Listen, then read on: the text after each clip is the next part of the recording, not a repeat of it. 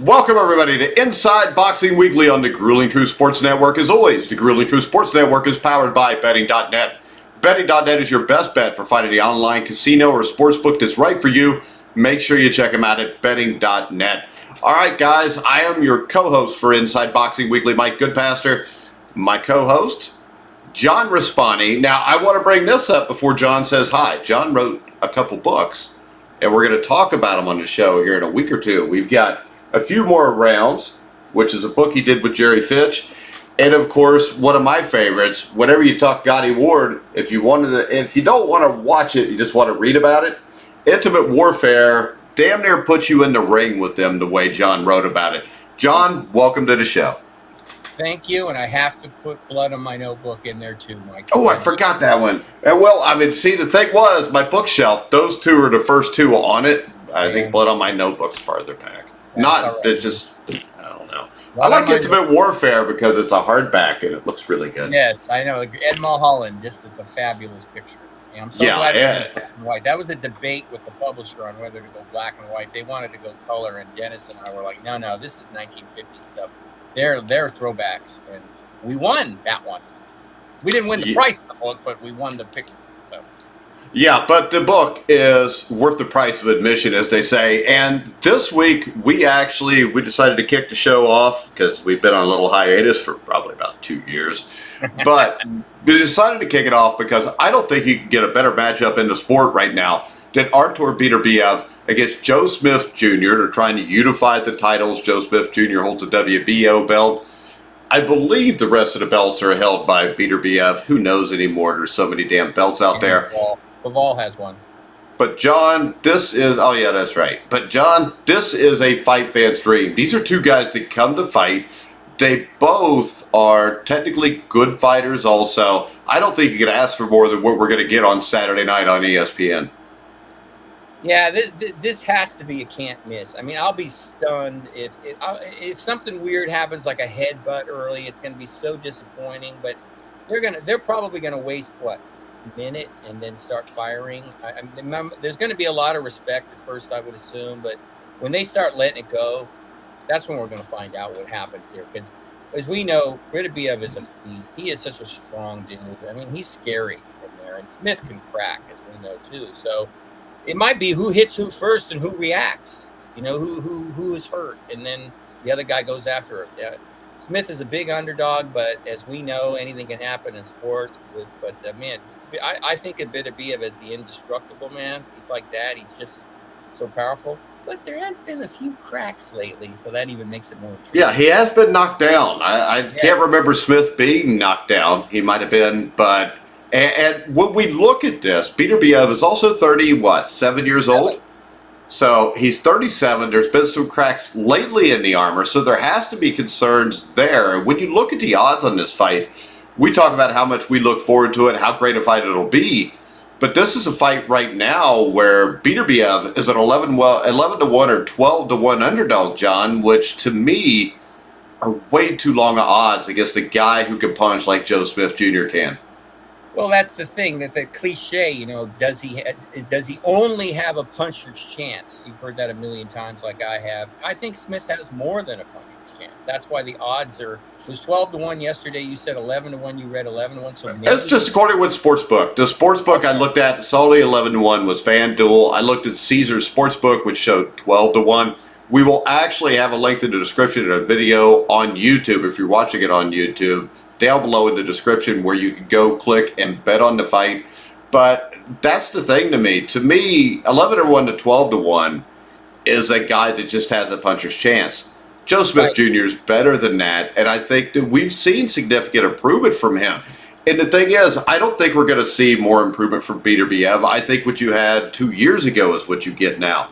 Joe Smith's a guy that didn't have the long pedigree in the amateurs. And to me, the last 3 years, I think he has improved a lot. Yes, he's always had a real leaky defense, but it has improved, and that's what he's been saying. Every time he fights, he say, okay, I'm going to go back to the gym and work on some things. And that's what he's been doing. He has improved. Just, is it enough? You know, Beterbiev is a 2-time Olympian. He's got the pedigree as far as boxing goes, more than Joe Smith.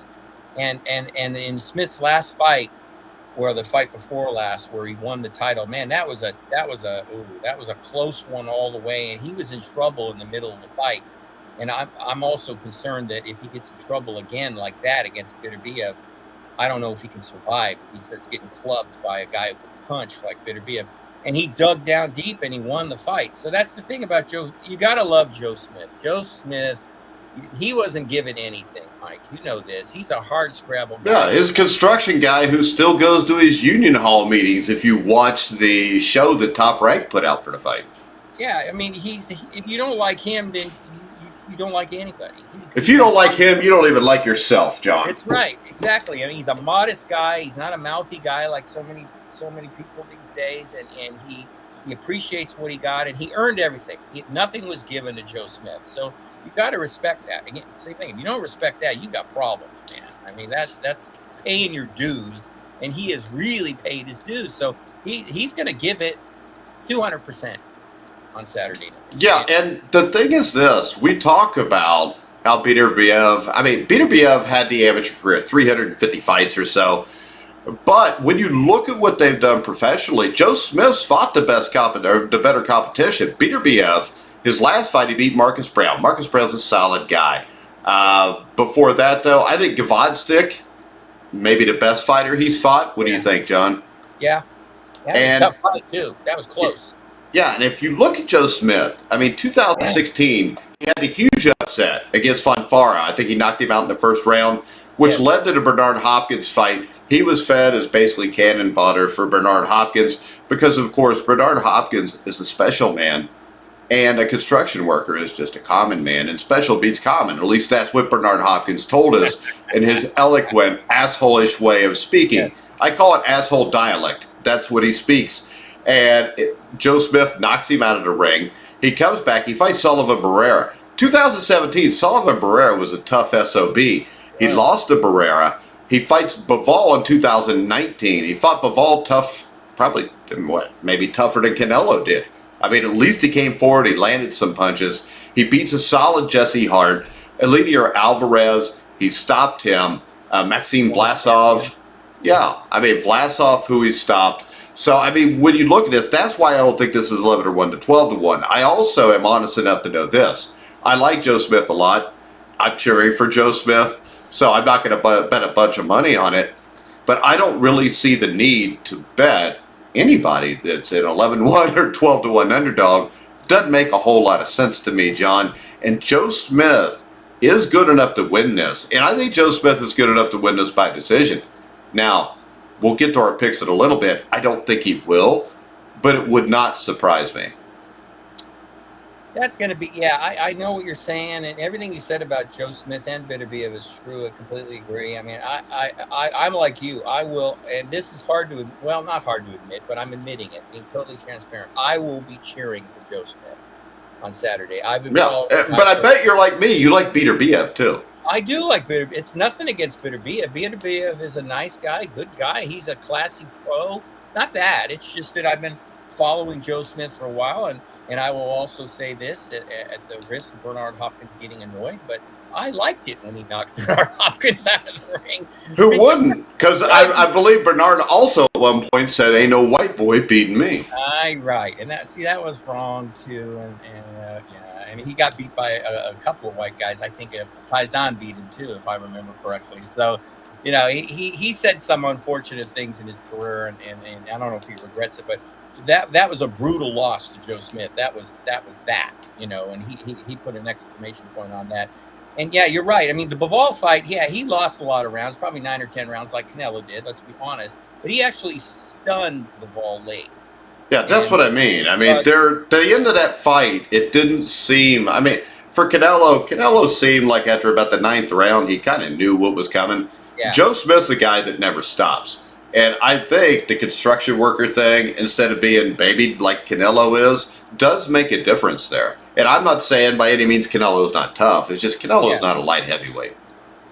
No, and Canelo thought probably that uppercut that he's been doing so much damage with and breaking orbital bones and all that. And he hit Bivol with a couple of them, and Bivol just looked at it.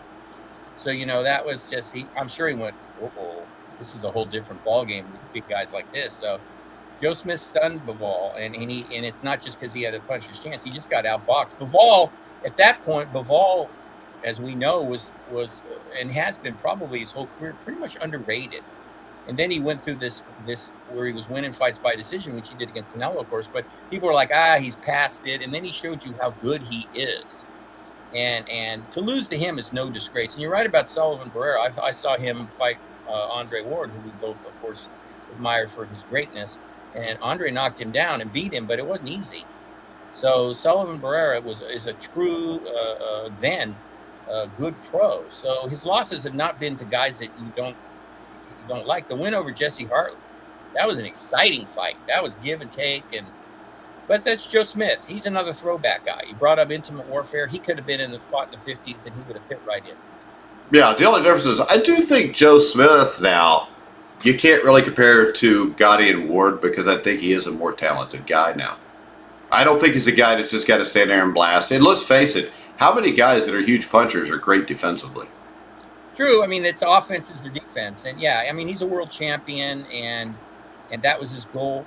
You know, you love it when people achieve their goals, and he's achieved it. Is he still hungry? I believe so. But so is Beterbiev. Beterbiev is hungry, too. So here we go. You know, I'm going to disagree. I don't think that Joe Smith is in any way a light heavyweight champion of the world. But well, he's got the belt, so those belts don't mean a damn thing. I know the damn belts, but because I like him. See, so like he's a champ. Come on, they tried to tell us that Trevor Bryan was the WBA regular champion. Everyone knows what the WB assholes is, and that's what it stands for. Yeah, because we all know this. The light heavyweight champion of the world is either Beterbiev or Bivol. If Joe Smith beats Beterbiev, then Joe Smith fights Bivol, and we find out who the actual light heavyweight champion is. And I think either way, whether it's Beterbiev against Bivol or Bivol against Joe Smith, I think those guys will fight each other. I think it'll be within the next year, and I think we'll have a light heavyweight champion. And my thing is this, after you look at these guys, especially if you sit down and watch some of Beterbiev's last few fights, I think Bivol is the best of the lot. Yeah, he and that's what he was a few years ago. That's what we all thought. He was the best because he can do it all pretty much. He stopped knocking people out, which is why people started to have questions. That's what happened, and he's past it. He's not knocking anybody out anymore. Perhaps knocking people out is overrated. I mean, he's very, very, very, very versatile, and he's a hell of a fighter, a hell of a boxer. Canelo would be a fool to fight him again, but that's Canelo. Oh, so you called Canelo a fool? Yes. All right, so right now, head over now and see for yourself. Betting.net makes it easy to find all the legal online sports books and casinos in your state. Make sure you check them out at betting.net. Like I said, if you're going to bet on the fight, click on the link in the description below for Caesars Sportsbook. If you're watching the video on YouTube, right now you can get 12-1 odds. So you could bet like $100 and win what, 2? If you're betting on Beterbiev. Why would anyone bet on Beterbiev? Yeah. Hell, just throw $10 on Joe Smith to win by knockout. You win $120 if he wins. So, to me, that's worth the shot. All right, John, we have seen some movement in boxing over the last month or two, all the way from Tyson Fury, Dillian White. We saw Fury destroy Dillian White in what to me was an unimpressive performance, other than he landed a huge punch. Because I'm not one of these guys that thinks Dillian White is anything special. Yes. I think that now we're seeing him starting to talk about, well, maybe I'm not retired. So I think we'll see Tyson Fury back in the ring. What else did we see over the last few months? I don't even remember, because there was actually fights I wanted to see on over the last month or two. And it surprised me, which is why it sucks that after this fight, we go a couple weeks without a whole hell of a lot. But to me, the thing that stood out to me the most was Inoue, the monster out of Japan, and his fight against Nonito Donaire. I actually woke up, and I know it may not sound like a big deal to you because you probably had to get up at 5, but I had to get up at 8, and I usually sleep till 9. But I woke up just to see that fight. It was what I expected. It just happened quicker than I expected. But, I mean, guys like Joe Smith, Beterbiev, Inoue, I don't know if 5 years ago if we even had 3 or 4 of those guys fighting in boxing, did we? Except for those guys as younger versions. Yeah, well, that 5 or 6 years ago, Chocolatito, the smaller version, was the dominant force. Maybe longer, 6 or 7 years ago. He was considered the best fighter, one of the best fighters. He was knocking everybody, and he's a great fighter, no doubt about it. And he's come all the way back. But yeah, I actually got up at 3 o'clock in the morning, Mike, to watch the Monster. I wasn't going to miss the Monster. And Nonito Donaire is somebody that's from around here. You know, he grew up about 50 miles from where I am right now. So he's been around. I've seen him around. He's a super nice guy. And like you, I expected the result, but I didn't expect it that fast. I think I told you this off air. When I saw, in a way, and this isn't to sound like a prophet, but when he was doing the ring walk, and this isn't always accurate, but it was with him. He looked like he was so focused. He had the eye of the tiger. You know what I'm referring to. I mean, he was so ready to go that it was scary. He was the monster already. He was going like this, and yes, if anybody who's played sports, you know, when you get laser focused like that, you're a scary person. And he was. You can see he's like, this is not going to happen like the other fight. Donaire just made his way up the walkway, and some might think he was like, well, whatever happens, happens. But he looked like an experienced pro, but in a way had that, what my basketball coach used to say, intense. He was intense. He had that intensity thing going already before the opening bell. And so I didn't think it would be that quick, but man, when he hit him with that quick right hand in the temple, that was impressive. Fast, powerful, 5'4" Godzilla in a way. I mean, he's special as far as I'm concerned. Yeah, and to put out Nonito Donaire that quickly, Donaire had only lost, a couple times. I mean, I know at one point Donaire went a decade without losing a fight. So, to me, it was a great performance by Inoue. The question is what's next for him, because I don't know about you. I'm not big on the alphabet titles, which we just talked about. I really don't need to see him fight Paul Butler for a WBO bantamweight title. Now, I know it'd be great for the sport if you only had one champion, but I don't think the Monster is going to... Do you think the Monster is going to stay at this weight? Because I think we're going to see him move up to the next division here soon. Yeah, probably because he knows he can make more money by moving up, and he's 29 now, so he's probably got a 3-year window. And you know, the thinking is always, other than even though Chocolatito kind of burst that bubble a little on the littler guys, they hit a peak and then they start going down when they're about 30, 31, 32, or even earlier sometimes. I think so. He can move up to 122 easily enough. I think. Then we're gonna be saying, well, he brings power up to 122. Who will he fight at 122? And there's some guys he can fight at 122. That would be intriguing. I would love him to move up even higher, to 126. He's going to have to get some of that Manny juice if he wants to go up above 122, I think, though. Yeah, 4 pounds. I think 4 or 5 pounds. I think he can do it. But, I don't know. He wins another belt. That's pretty much it. I don't know. What is he going to try to get Chocolatito to come up? Will Chocolatito come up a few pounds and fight him? If you want to see that, it'd probably be a replay of what happened to Donaire. So he's got it all in front of him. He pretty much can decide whatever he wants to do. And let's do it this way, John. Who's the guy you would most like him to see right now if it was at 122? Well, not having the list in front of me, I would have to look at the ratings. It sounds like you're doing it, and actually, I wasn't. I was looking for something else, but I can. Tell me who the top 5 guys are at 122, and I'll tell you who I'd like to see him fight. Navarreti's 126, I think, so it's not him. Stephen Fulton might be 122. Cool Steve is a good fighter, but still, that's not like one of these marquee kind of matchups. I don't know if there's anybody at 122 that's marquee. But. And I have some issues with the Ring Magazine's top 10 pound for pound. We'll bring that up in a minute, though. Okay. Let's see, 122. There we go, junior featherweight. So when you look at junior featherweight, the number 1 guy is Stephen Fulton. Is what it says. Yeah. Stephen Fulton, right? He's good. He's definitely good. You got Brandon Figueroa. Right, he's also good. That would be a hell of a fight, him and the Monster. They go toe to toe. Daniel Roman. Well, he just got beat badly by. Yeah, I was going to read you like the top 5 or 6, but all right, that's what you told me to do. And then we got we got this guy from Uzbekistan who there's no way in hell I'm pronouncing his name, so yes, we're just going to leave that alone. I know who it is. Yeah, so I mean, really, at 122, is there anybody there you think could really beat him? No, I don't think Fulton. See, Fulton. I like Fulton because he doesn't knock out anybody. He's only got 8 knockouts and 20 wins, but he will get in the pocket and rumble. So that's not what you want to do with Inoue. So it could be a chess match, and then he might want to rumble, and he might rumble himself down to the canvas. So, but he's a good fighter. He's very underrated. He beat Figueroa at his own game. He didn't fight his fight. He fought Figueroa's fight and beat him. Because really, the only guy I see at 122 or 126 that I would give a chance is Emmanuel Navarrete. Navarrete, right? He's one of my favorites. He fights all the time. He's a lot bigger than Inoue, so that would be. Yeah, that's what I mean. That's why I think that would be the fight. That would probably be. He's going to have to get Manny juice for that.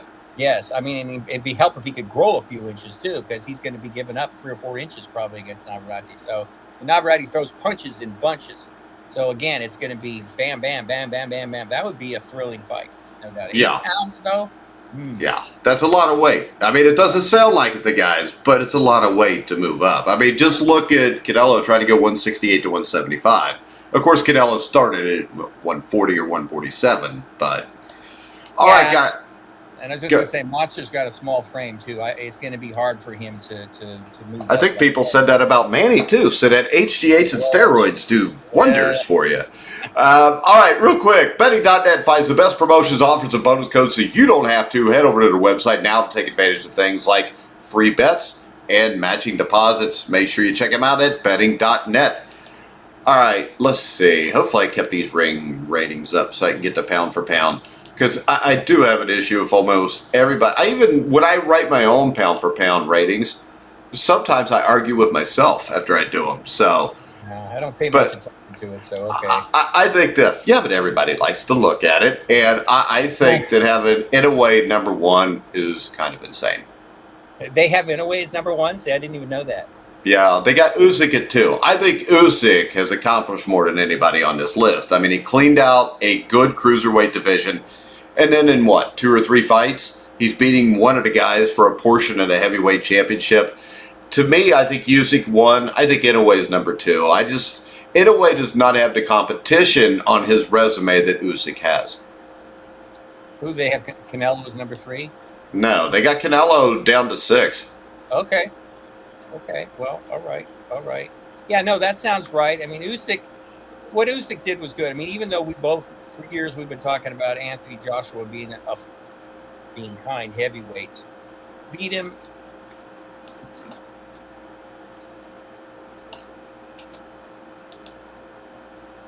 Oh, we lost John. John, you there?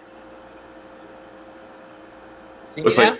Yeah, I can hear you now. Oh. Can't see me? I can see you perfectly. I can see you. There you go. You're good now. Go ahead. Yeah, I was just saying, Usyk beat Joshua, but as you and I have been talking, and lots of others, I think maybe a few Brits, maybe not all of them. We know that Joshua is a flawed heavyweight. We've known that for years. But we didn't expect him to, well, some of us did, but to beat Joshua like that. So, but he did it. So I don't want to take anything away from him. He moved up. He had a tough fight with Chisora. As I said, Chisora gave him a hell of a more competitive fight than Joshua. Yeah, because I do hate to bring up the fact that I did make money off of Usyk and Joshua. Okay, well, there you go. See, so the guy that gave Usyk the toughest fight was Briedis for the light heavyweight from Romania, I think he is. Yeah. And he's a tough hombre. He's a cop out there. He's tough. And he's a dude who could probably beat half of the heavyweight division right now. I think so. He wants to fight Jake Paul really bad. So, everybody does. It's any good. It's an easy fight. You'll get paid a lot of money. A lot of money. And I know, and he's in his mid-30s, so he's probably figuring, look, I'm not even fighting right now. I'm going to cash out and get all the money I can. So I don't blame him for that. Yeah, just make sure Floyd Mayweather's not the guy that's supposed to pay you after you fight Paul. Well, yeah, I've heard that. Yeah, that's right. That's true. But I like Usyk. I think he's a classy guy too. I mean, here's a guy that I love Muhammad Ali, who was one of the first, I guess you could say, loudmouths of boxing. But I always had a feeling Ali he was winking at us a little bit. I didn't take a lot of what he was saying seriously. Some people did. He's still polarizing to this day. I see it on social media. But Usyk's a classy guy, and I like that about him. And he can fight. So where you just put him, I think is. All right. Another issue I have is how's Vasil Lomachenko still in the rings top 10? They got him at like number 7. Well, yeah, inactivity. I mean, he definitely is in the top 10 for me. He's a great fighter, but he's not fighting. He's not even talking about fighting. He's fighting a war, whatever he's doing, as we know. But he is there doing what he's doing. Come on, John. We know what he's doing. Yeah, He's hiding with the Klitschko's in a bunker. Okay, he's there. So he's not talking about boxing though. So I don't know. He could. I mean, Usyk did, but I don't know. He's been so silent. He hasn't said a word. There's been nothing out of his camp for months. So I think out of respect they keep him in the top 10. But if you say active fighters only, then he shouldn't do that. Well, he did lose to Teofimo Lopez, who did lose to George Kambosos, which does not look good now when you look back at what George Kambosos did against Devin Haney. So let's talk a little bit about Devin Haney. Sure. Where does Haney go from here? Does he go to Tank? Ryan Garcia? I mean, you got Lomachenko if he comes back. There's a lot of options. The light heavyweight division, the top 5 guys are pretty damn good right now. Lightweight division, yeah, they are, and they're young, Mike, which is really something we don't have with Errol Spence and Terrence Crawford and Danny Garcia. Well, he's a junior middleweight now, but those guys. But we've got Boots Enos, who's dynamite. He's the young welterweight. Yeah. Nobody wants anything to do with him. None of those guys want. He's why Crawford and Spence are going to fight each other, probably. I'm so happy. That's finally, it's way overdue. But yeah, Garcia, the Tank, Devin Haney, Teofimo's now 140. But all of those guys, Kambosos, they're all in their 20s, some in the lower 20s. That's good. So that makes it exciting. Devin Haney is a hell of a fighter. I wrote an article that some people didn't like, and that's fine. That I said no matter what he does, people will detract from him. And it's true. A win is not just a win in boxing. I guess you got to overwhelm somebody. And he did. He won 10 rounds. He looked good. He's sharp. He's tougher than people think because, he went to Mexico and learned some of the tough stuff down there. Yeah, that's the same thing Apollo Creed's son Adonis did, too. That's right. Go the movie references. So Apollo did that. That toughed him up. So Apollo Jr., that's right. So Adonis. God, see, I'm getting old. So no, Devin Haney is good, and Kambosos won, but I'm still going to say this, and nothing against him. He caught Teofimo at the right time. Teofimo he's always got a lot of drama going on in his life, and he had a ton of it then with his dad and his marriage breaking up. I mean, it's hard to focus on with everything going on. So I think Teofimo would beat him if they fought again, if he's right. I don't know what's going to happen with Teofimo. Who knows what's going to happen with him? He's got to get away from everything, I think, and reset. Yeah, he's got to fix between the ears right now. Yes. How about this? We had a huge heavyweight clash that has been postponed just within the last hour. Joshua and Usyk?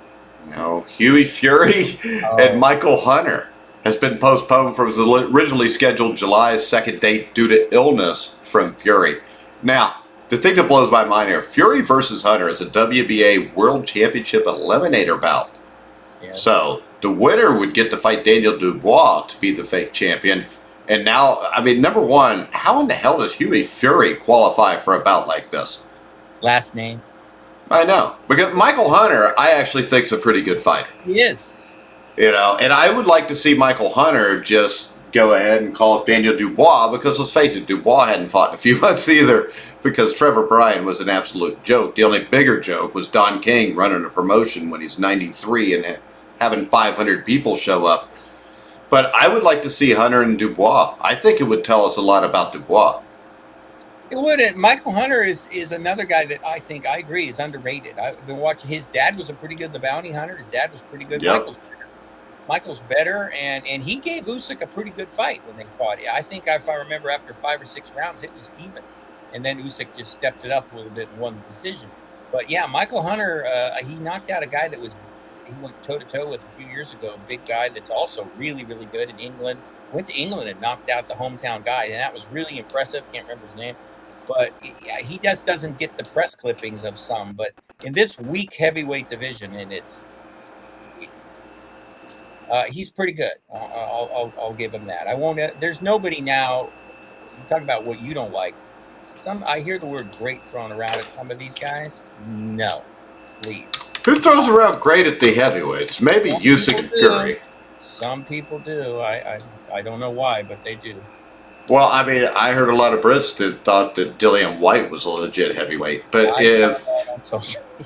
yeah, so I mean, if you look at it right now, I don't know. Let's check out the ring heavyweight rankings. We could compare them to 1970 just for fun. Oh gosh, jeez, that's cruel. That's brutal. Or 1980 or 1990. Hell, maybe 2000 even you could go to. Gosh. Yeah. So the heavyweights. Yeah, I saw that too, Mike. That some I won't name names. Oh, Dillian White's going to knock out Tyson Fury, and I'm like, man, we've been starting to drink early here or something, because I just thought, no way, Dillian White is not. And I said it on another show that he is. Some people were saying they thought he was special. Really? Well, see, I live in Indiana. When you say somebody's special, they're usually wearing a bike helmet. Okay, that's fine. When we look at this, you got Tyson Fury and Usyk is 1 and 2. I think everybody agrees to that. Yes. But then, they got the champion is Fury with the Ring Magazine. Usyk at 1. Number 2 is Anthony Joshua, who's been beaten twice in the last few years. You got Deontay Wilder. When's the last time Wilder won a fight? 2018? Yeah. You got Joseph Parker. Yeah, he's pretty good. I like him. He's pretty good. Dude, he's limited. He took Junior Fall at distance, and we watched Lucas Brown knock out Junior Fall in a round. That kind of was, yes, that hurt a little bit. Yeah, Dillian White, come on. Andy Ruiz, who, I mean, when he gets in shape, looks like, from the chest up, he's a heavyweight. The chest down, he looks like a lightweight. You got Luis Ortiz, who's a Cuban, who's probably, about 73 now? Yeah, 74, Yeah, I mean, and the thing that amazes me is Joe Joyce, Philippe Hervik, and Frank Chaz. I think you could take all 3 of those guys and start them at 2, 3, and 4 and have a much better heavyweight division. You could. Joe Joyce, I will say, and I will admit this. I got to admit the same thing, because we used to have the same conversation. We know where I'm going. And I was surprised. And I've watched him since then. And he's an awkward guy, but he gets it done. He gets the job done. And you got to give it to him. Again, he's no kid, and he does it. So I'll admit it. He beat Daniel Dubois. It was a close fight, but he did it. So, yeah, he's a lot better than I thought. And I don't see how Luis Ortiz stays in the top 10. He's still living off that Bryant Jennings win, isn't he? He stays in the top 10 just because the top 10 is so weak, like we said. But you know what? Daniel Dubois is not in the top 10. And I don't think Dubois is a great fighter, but I think he's a young guy. He's 22, 23, who could still improve.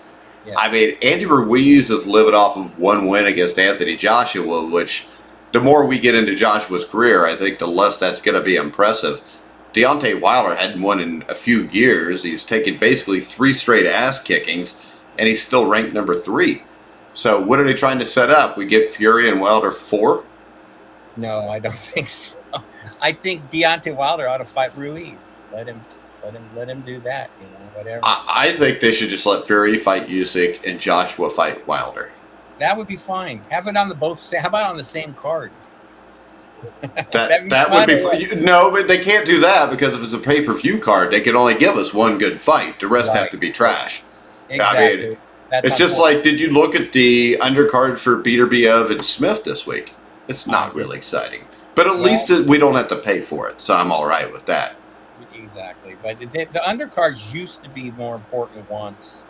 I mean, just as reference, if you look back when Ali fought Spinks the second time, as you mentioned, you were the one who reminded me this, the undercard fights, Danny Little Red Lopez and Mike Rossman.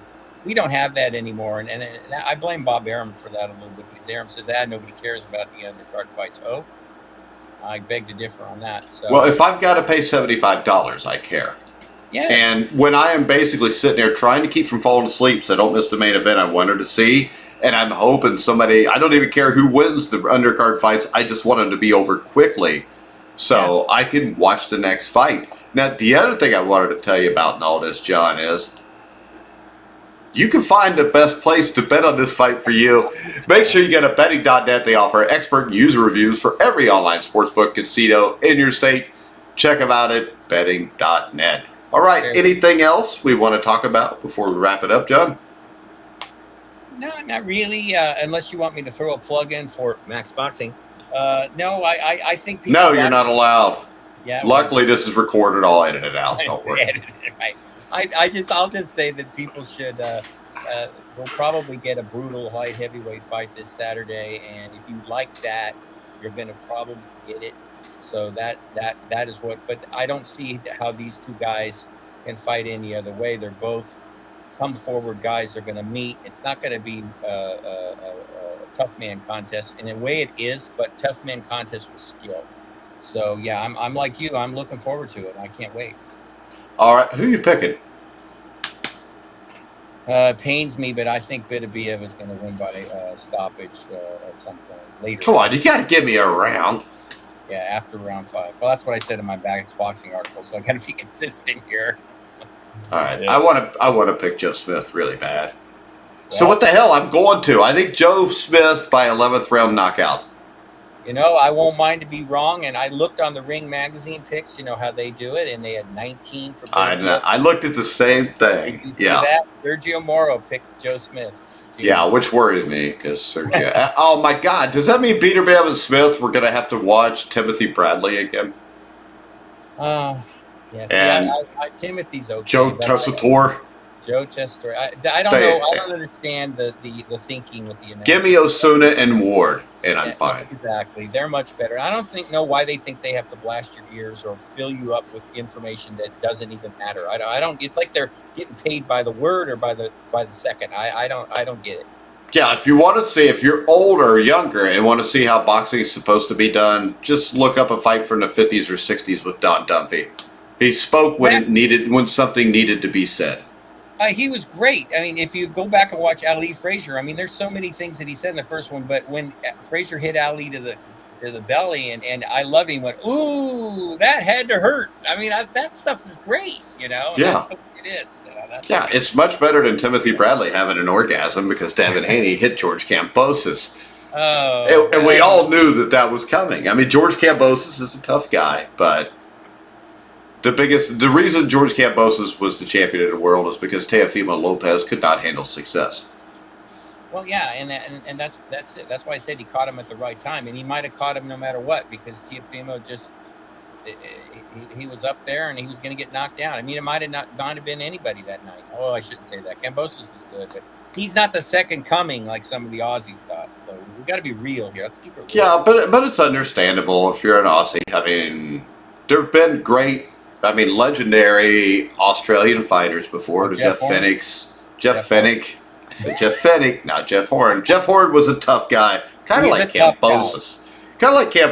Only Jeff Horn's... Limited, but tough. Yeah, but Jeff Horn wasn't an asshole either, though. No. All right, Kambosos, I mean, he gets a little annoying. I think he tries to get under guys' skin on purpose and intimidate. But from what I read privately, he's not a bad guy. But you have to be able to knock somebody out usually to intimidate them. The only person I saw that probably wasn't a huge knockout puncher that intimidated people was Muhammad Ali. Well, he'd slash you. He'd cut you. Oh, yeah. He would eventually knock your ass out. But I'm talking about just a one-punch knockout guy. Oh, yeah. Because I don't think Ali gets enough credit for the power he did have. Because if you look at the heavyweight division, and especially in his prime in his 60s, usually the guys that went the distance with him were guys he really wanted to hurt. Or a guy like George Chuvalo that it was damn near impossible to knock out when he was in his prime. Ali had a good left hook, inside left hook. If you just watch the way he knocked Oscar Bonavena down in the 15th round in that fight, Bonavena doesn't get knocked down very many times. He hit him with a jolting up left hook, and it was a great punch. He did that to Ron Lyle, too, hurt him with a left hook. So he had a good left hook and a slashing, sharp right hand. Forgot about that. All right, guys. John, it was fun. We will be back next week. We're not sure what day or time yet, but follow us on Facebook. You'll know when that comes. But anything else, John? You don't want to plug your book? Yes, of course I will. Just if anyone's interested, which maybe 3 or 4 are, as I said, go to www.maxboxing.com for our site. We got some fun stuff there. And the big 3, Intimate Warfare with Dennis Taylor, Blood on My Notebook, my own personal account of my life as a journalist following boxing. Blood literally landed on me, so that's how I got blood on my notebook. And then, of course, a few more rounds, which was just an absolute joy to write. And Mike is going to have Jerry and I on. Sometime in the next week or two, Jerry Fitz, John Raspanti. Actually, it'll be the perfect time to do it, especially since there's not much coming up. Yeah, and that one's just our personal, Jerry and our personal, total different generations, which makes it fun. And if you, I think Mike has read it. It's more personal. Mike has read it, and it was good. And Mike's old. Mike's got to reread it in the next week to do the show. But totally understand. So that was just a fun one. We just had, and the fact that people love it just makes us. It hasn't sold very much. And if you want to buy the book, go to Amazon. Yeah, they're all just there. Punch it in John Raspanti. You'll probably get all three of those books come up. You will. And and anybody that does that, I thank you from the bottom of my heart. All right, guys, find the best place to bet for you. Betting.net offers expert user reviews and damn, I can't even read today. Find the best bet. I'm not going to cut it either because sometimes I make a mistake. And this is the thing, since we're recording the show, it doesn't get my juices flowing like if it's live. So we may have to pick a night where Dove will let you sit down at like 5 o'clock in the afternoon, 8 o'clock my time, and do a show. But find the best place to bet for you. Betting.net offers expert and user reviews for every online sportsbook and casino in your state. Check them out at betting.net. And make sure you follow us on The Grilling Truth on our Facebook page. You can follow us at Grilling Truth, but somehow we got locked out of our account with our 28,000 followers. So pretty soon we'll have a new one up. Yeah, we haven't had it for like 3 months. Hurts our numbers too. But shit happens, especially when you can't talk to anybody from customer service at Twitter to fix it. You can only send messages to a customer support board that I think is just a robot. But all right, guys, we're going to wrap the show up. For John Raspanti, I'm Mike Goodpaster. You've been watching and listening to The Grilling Truth.